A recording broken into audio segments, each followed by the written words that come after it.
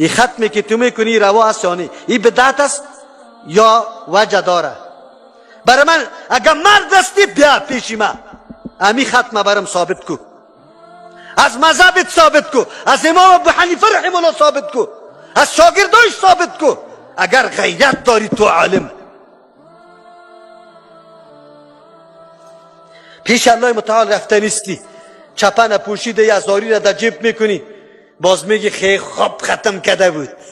خوب ختم کی را میگه؟ خوب ختمی را نمیگه که خب قرآن داشت خوانده شد. خوب ختمه میفهمی؟ دو پیزم بودو، چپسم بودو، بگوی کوفته هم بودو، ازاری هم داشت، میوه های گوناگون هم بود. این قرآن سرت شاهد است، این کتاب الله آمده از تو تفسیر طلبان است. کدام روزی تفسیر کرده تو را به الله قسم. مردم مرا ملامت میکنه، علما را بد میگه. مردم ما که کور مانده، مردم ما که در تاریکی مانده، مردم ما که حق یتیم نمیشناسه، مردم ما که حق قرآن نمیشناسه، مردم ما که حق معیوب نمیشناسه، مردم ما که حق نفس خود اولاد خود نمیشناسه، پدر و مادر نمیشناسه، از دست امی ملایم است،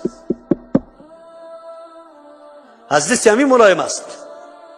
سوال کو قسم بده برش 10 سال امامت کرده تا آلی را تو تفسیر قرآن هم میکنی، اما دعاهای بدعتی تا کرده رو ایستی. کی را گمراه میکنی؟ به زبان چی میگی، به عمل چی میکنی؟ به زبان دعوت به سنت میدی، در عمل دعوت به بدعت میدی. منافق خونیستی نعوذ بالله.